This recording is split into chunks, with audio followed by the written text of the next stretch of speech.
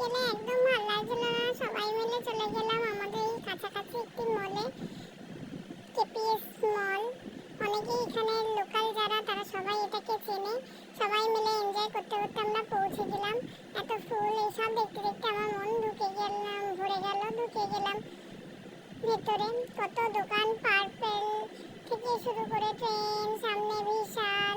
আমি একটু ট্রেনসে যেতে চাইছিলাম, অফার চলছিল বলে, কিন্তু আমার বর তখন আমাকে ট্রেনসে নিয়ে যেতে চাইলো না। আইসক্রিম খেতে চাইছি যেই বলছে এই তো আমার হাতে কোন আছে, ছেড়ে দে, খেতে হবে না।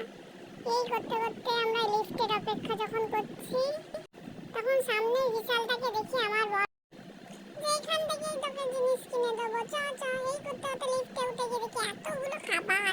আমি তো এক্সাইটেড, তার সাথে আমার বর ফুটফুটে চলে গেলাম, যে দেখিস কেউ নেই এখানে খাওয়ার।